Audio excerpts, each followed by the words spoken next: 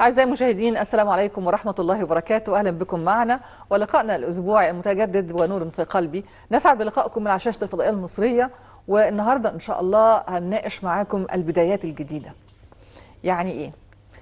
من الأشياء الجميلة عندنا في ديننا إنه كل شوية كده بيديك فرصة تعمل وقفة وتبتدي من جديد.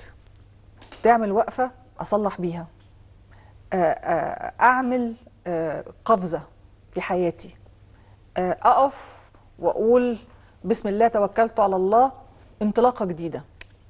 هنيجي مثلا نلاقي الكلام ده في رمضان، مع شهر رمضان دي بتبقى فرصة للوقفة، فرصة لتجديد الروح من جوه، فرصة عشان أخد منه منطلق لبداية جديدة، أستغفر عما سبق، أنوي بداية جديدة أقدر أغير بيها من حياتي ومن سلوكياتي، وأخد الدعم النفسي والمعنوي والروحي من خلال الشهر عشان أطلع منه وأكمل. بداية السنة الهجرية عشان أقف وأسأل هو أنا ليه مسلم؟ عشان الوالد مسلم فأنا اتولدت مسلم فأنا طلعت مسلم؟ لا، على فكرة احنا محتاجين نسأل نفسنا، محتاجين نجدد إيماننا كل شوية مع بعضنا ونسأل نفسنا هذا السؤال وندور في كنوز هذا الدين، عشان مسألة مش مسألة إنه جيل بيسلم جيل، لا، عشان أنا في الآخر هقف لوحدي وهتسأل لوحدي وهتحاسب لوحدي. فأنا لازم أبقى جاهز وفاهم وواعي. من أعظم الأشياء بقى اللي ديننا اديها لنا عشان يقول لك إن مفيش يأس، وإن ربنا بابه واسع قوي وكبير قوي، وبيمد لك إيده قوي، بيمد لك إيده لدرجة إنه قال لك تعالى لي، يسرت لك إنك تجيلي وتقف على عرفات وتكلمني وتستغفر وتبقى بدايتك الجديدة، ميلادك الجديد، وكأنك لسه مولود. بس في شروط، مش بالسهل، مش بس عشان جيت، لا، في شروط عشان تجيلي وفي شروط بعد ما جيت لي. احنا لو ما انتهزناش هذه الفرص ووقفنا هذه الوقفات نبقى جبنا لنفسنا، نبقى لا نستحق. عشان طول الوقت الرسائل الربانية بتتبعت والفرص بتتوجد وبتاخد فيها كل الدعم وكل الشحن الروحي واليقيني والإيماني والعقائدي والدفعات اللي تحمسك عشان تقول هقف، هغير، هستغفر، مش هعمل كده تاني. ده بقى بدايتي، ده انطلاقي. خصوصا الجايزة الكبرى، الحج، اللي ربنا بيدينا فيه الإمكانية إن احنا نقول هذه هي البداية الجديدة. جيت هنا يا رب بستغفرك وبقول لك اغفر لي ما سبق، وعهد بيني وبينك إنها البداية الجديدة. عن البدايات الجديدة، عن الفرص المتجددة، عن ماذا ما بعد فرصة الحج والعودة للبدايات الجديدة، يدور هذا اللقاء مع فضيلة الشيخ حازم خليل من علماء الأزهر والأوقاف. أهلا بحضرتك معنا. أهلا وسهلا بحضرتك يا أستاذة منى. فاصل ونبدأ الحوار.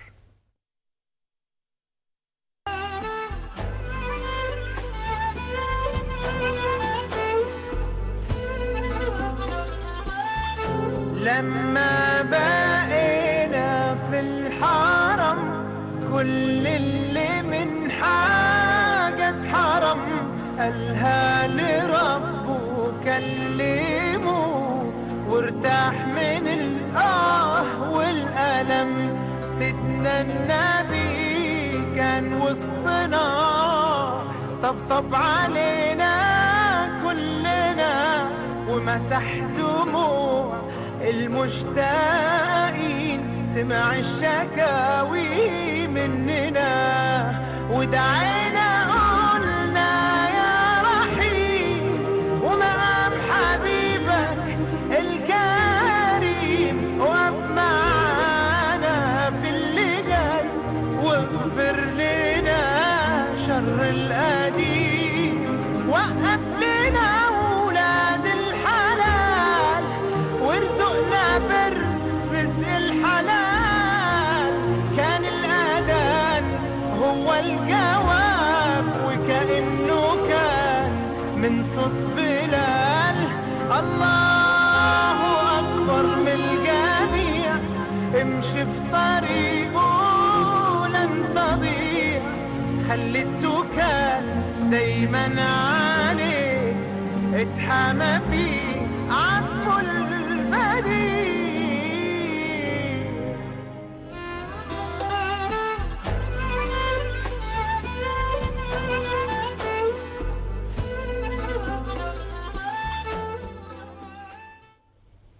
أهلا بكم مرة أخرى أعزائي المشاهدين، وحلقتنا النهاردة من نور في قلبي، ونتكلم فيها عن البدايات الجديدة، وخصوصا بعد العودة من الحج، لأنه بيعتبر المرحلة الفيصلية في حياة أي شخص، إن ربنا يرزقه هذا الرزق وييسر له أداء هذا الركن الهام والأساسي اللي بيفتح له بيه مجال كأنه يعني يعود كيوم ولدته أمه. كل حاجة مش موجودة، يعني انطلاقة جديدة، يعني فرصة جديدة، يعني فرصة تانية. ولا ايه مولانا؟ والله المقدمة رائعة، ما بيتقالش بعدها كلام غالبا يعني. الله يخليك. ربنا يبارك في حضرتك يا رب. طبعا في البداية أحمد الله تبارك وتعالى، الحمد لله على نعمة الإسلام وكفى بها نعمة. الحمد لله الذي هدانا لهذا وما كنا لنهتدي لولا أن هدانا الله. الحمد لله الذي جعل البيت الحرام مثابة للناس وأمنا. وأشهد أن لا إله إلا الله وحده لا شريك له، يغفر الذنوب ويستر العيوب ويكشف الكروب، ويتوب سبحانه وتعالى علينا لنتوب، ثم تاب عليهم ليتوبوا، وجعلنا لنا من المواسم يعني والنعم يعني ما ننكسر أمامه.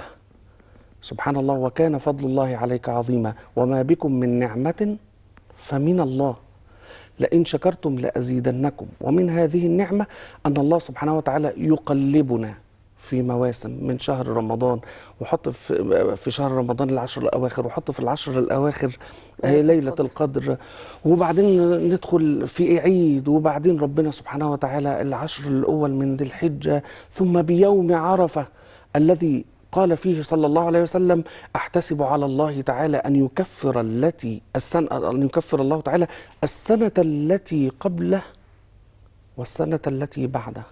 ده لمن صام يوم عرفة، لغير الحاج طبعا. فما بالنا بالحاج اللي النبي صلى الله عليه وآله وسلم قال: من حج فلم يرفث ولم يفسق رجع كيوم ولدته أمه.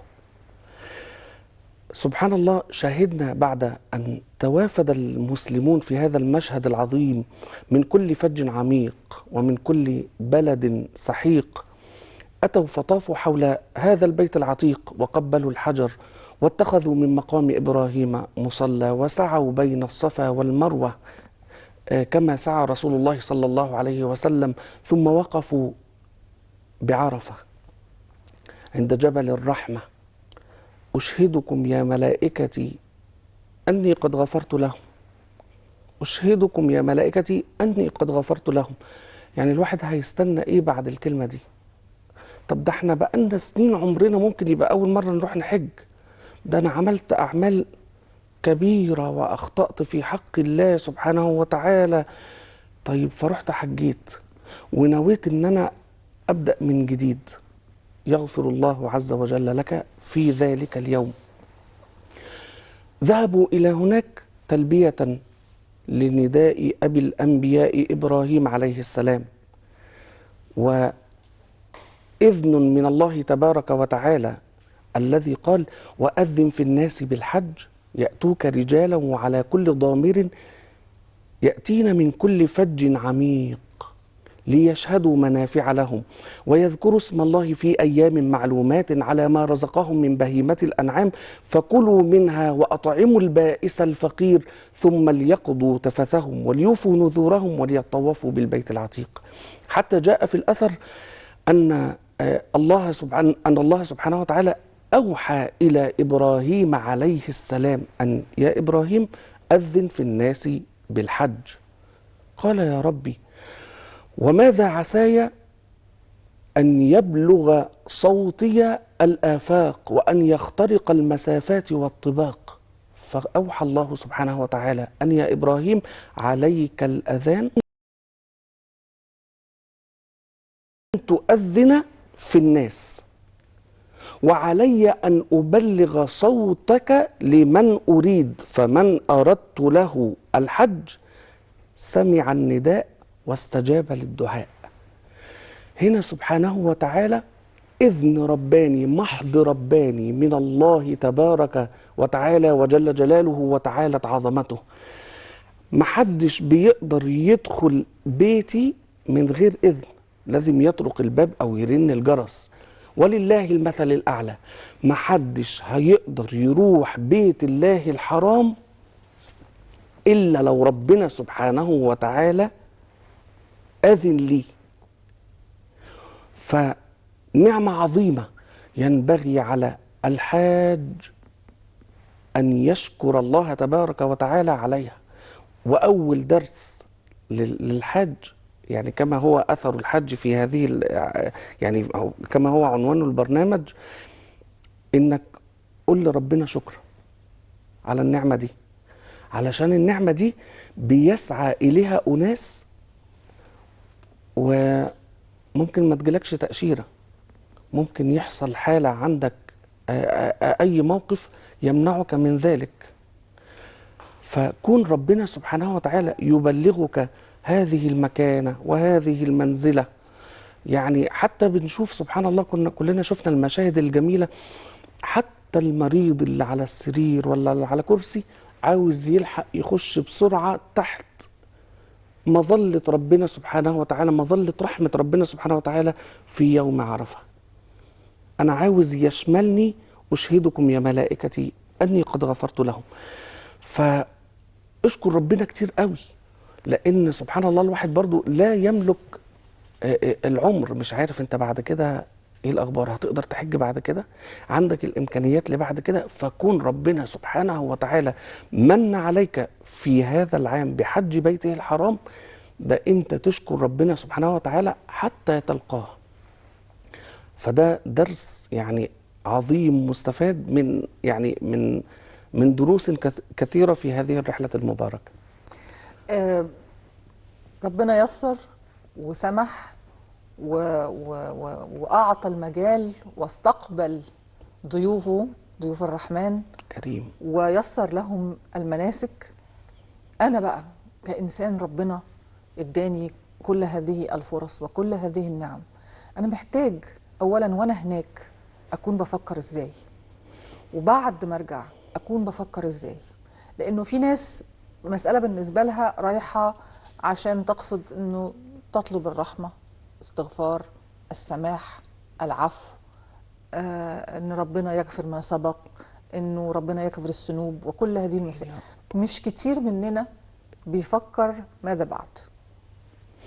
هو طبعا ينبغي على الحاج وهنا يعني وغير الحاج وهو هنا الأول هو احتاج انه يدخر، انه يحوش، انه يجمع المال من الحلال.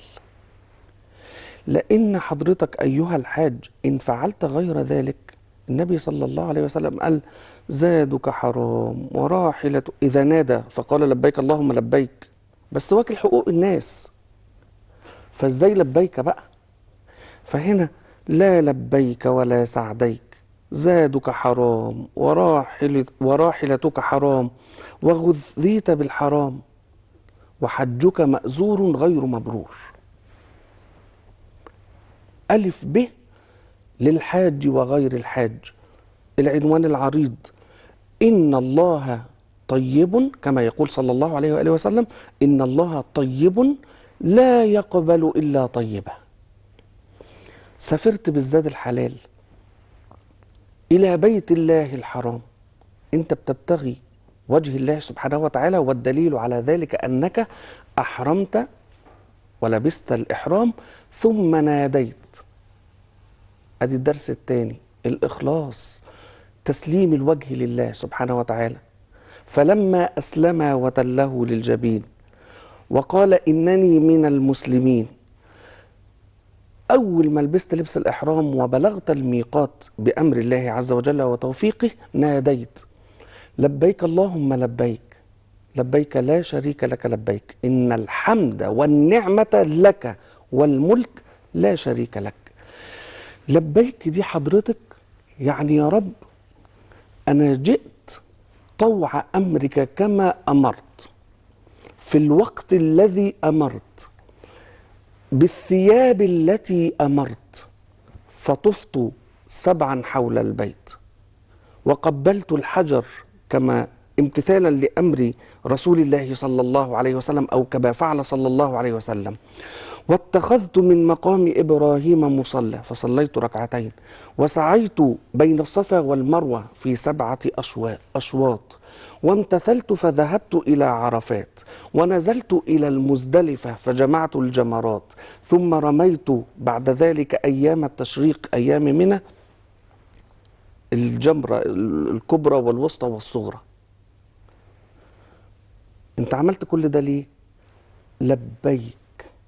كلمة لبيك أنا بقول له يا رب أنا بين إيديك في كل وقت وحين أمتثل أمرك وأمر نبيك صلى الله عليه وآله وسلم الذي قال خذوا عني مناسككم.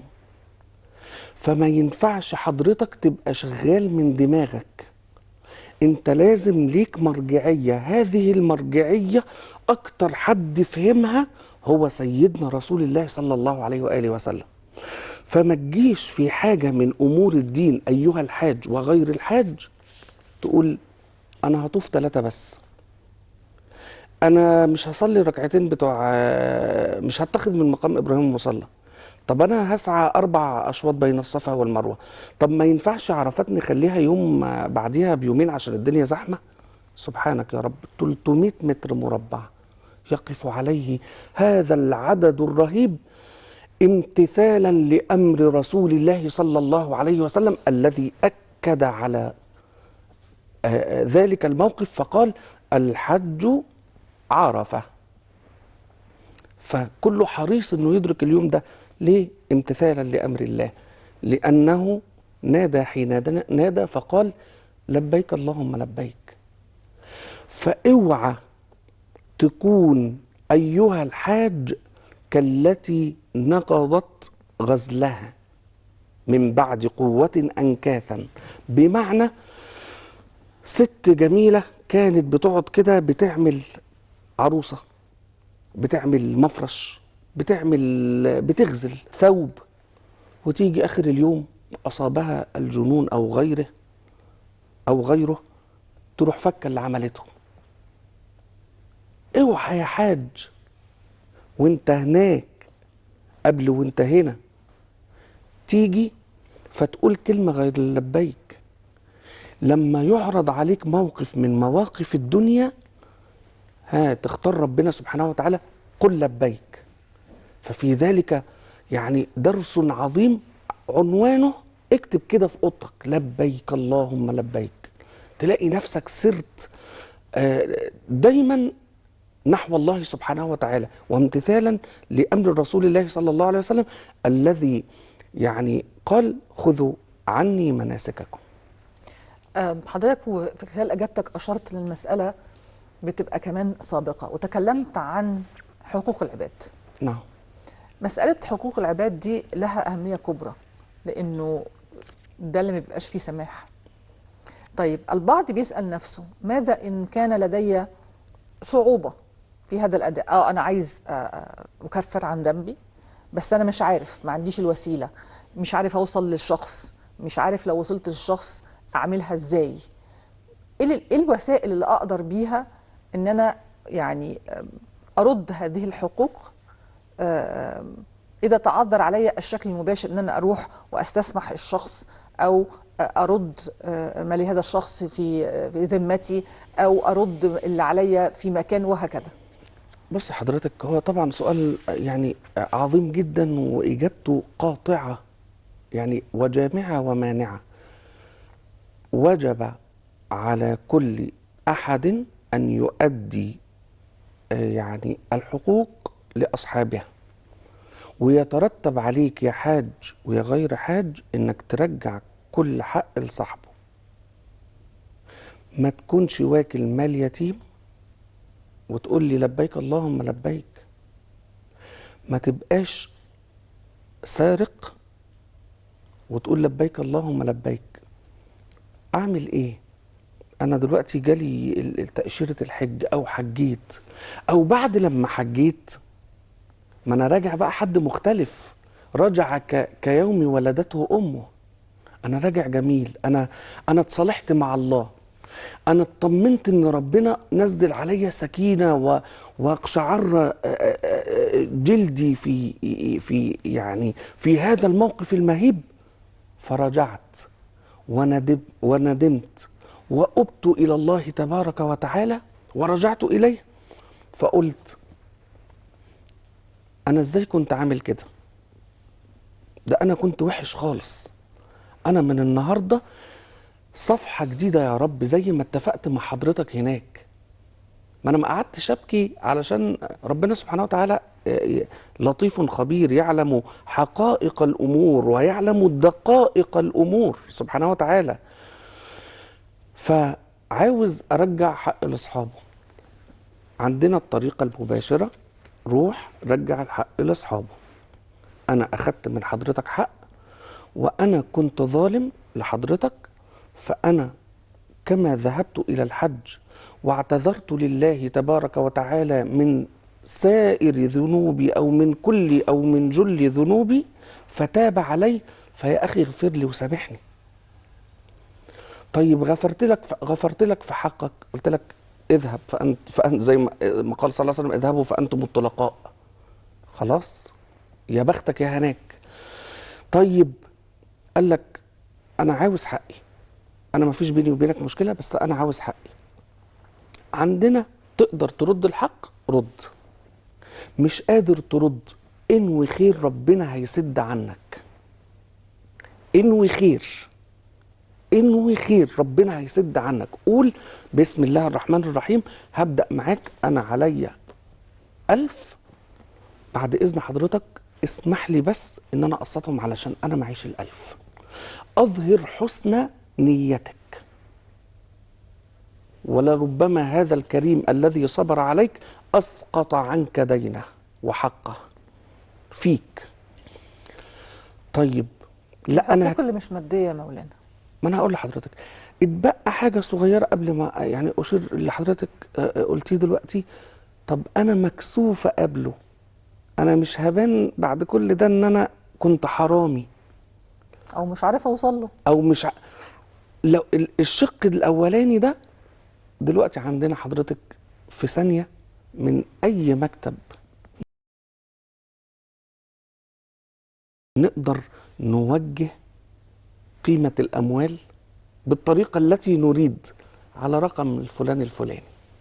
لا هو شافني وأنا كده بيني وبين الله سبحانه وتعالى أنا خلاص، أنا يعني أنا بسدد أهو، أو أنا سددت. ده شق.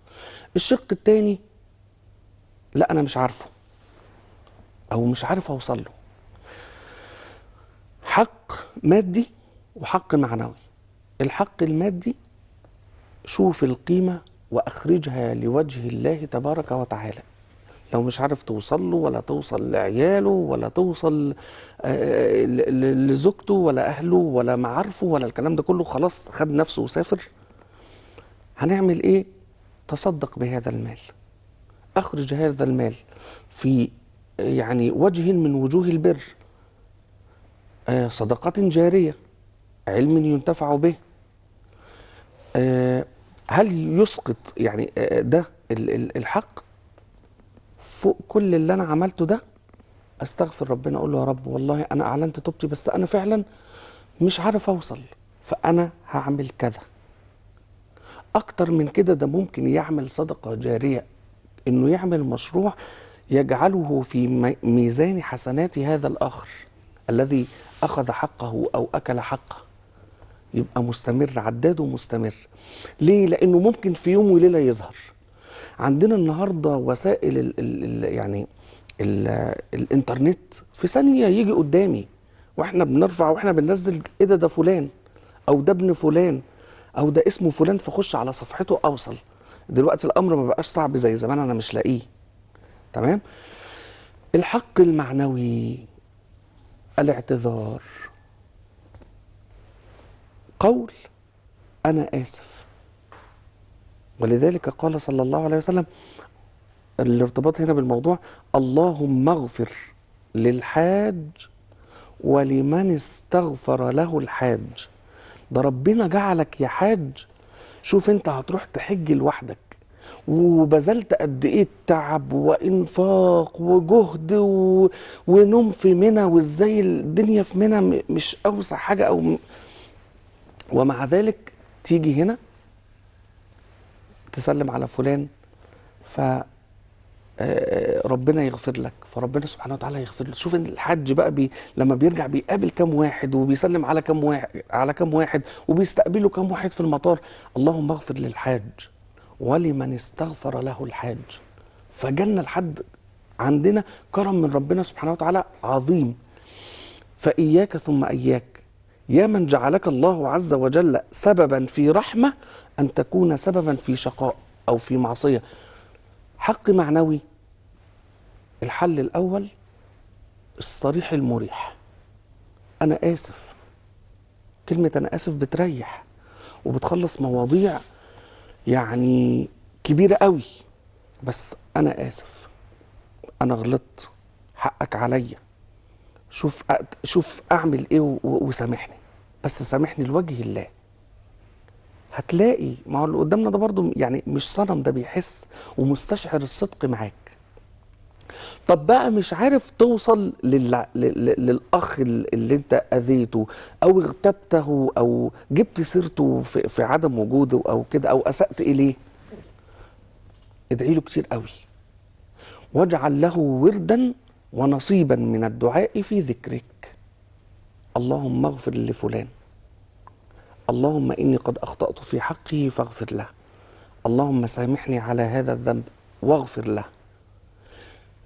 ممكن ربنا سبحانه وتعالى واسع المغفرة ورحمتي وسعت كل شيء، ممكن يغفر، فهو سبحانه وتعالى الغفور الرحيم. إذا رد الحق المادي ورد الحق المعنوي له طرقه وله وسائله الكثيرة جدا. نعم.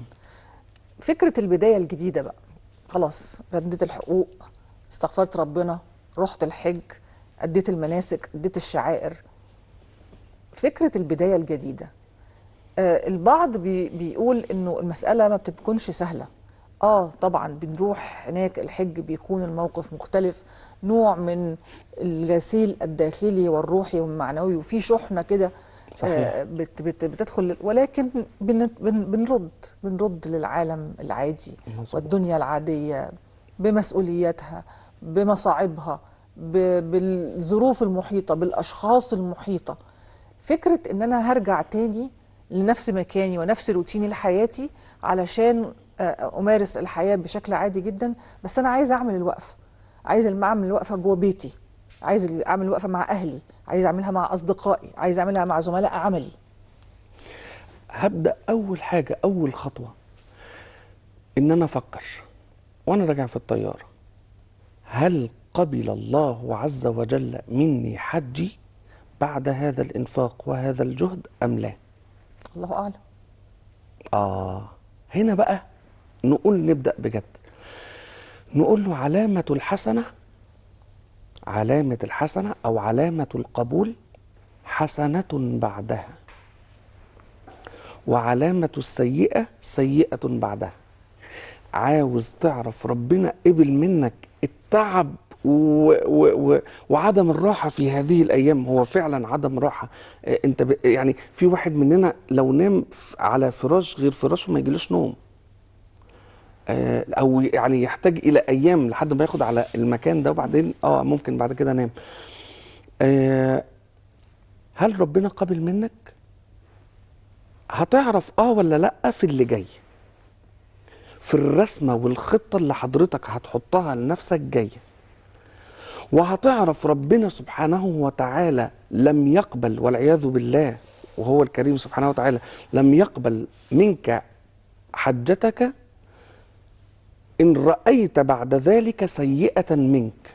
يعني إيه؟ يعني رجعت كنت سليط اللسان في وسط العمال بتوعك،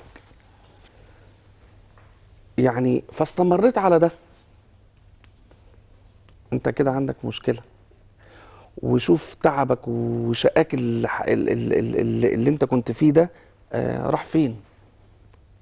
فانتبه أيها الحاج إلى ذلك. علامة الحسنة حسنة بعدها، وعلامة السيئة سيئة بعدها. في بعض بيعتقد انه خلاص احنا بقى عفى الله عما سلف وده اصله الجديد. والله غفور رحيم. ما هو حلو لو هو راجع وانا قفلت صفحه وهبدا جديد وهبدا على نظافه، هو ده المطلوب. بس هنبدا يعني هنبدا اول حاجه زي ما قلنا، الصفحه اللي فاتت اتقفلت، الحقوق رجعت ان استطعت، ثم بعد ذلك هدخل بقى في علامة الحسنة حسنة بعدها، وعلامة السيئة سيئة بعدها. ربنا سبحانه وتعالى لما النبي صلى الله عليه وسلم تلا أمام أم المؤمنين عائشة رضي الله تعالى عنها وعن أبيها: والذين يؤتون ما آتوا وقلوبهم وجلة أنهم إلى ربهم راجعون أولئك يسارعون في الخيرات وهم لها سابقون.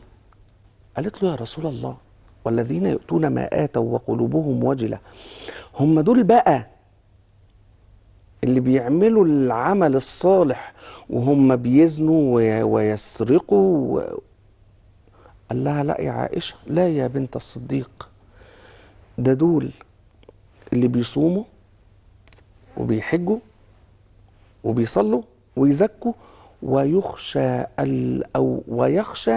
ألا يقبل منها.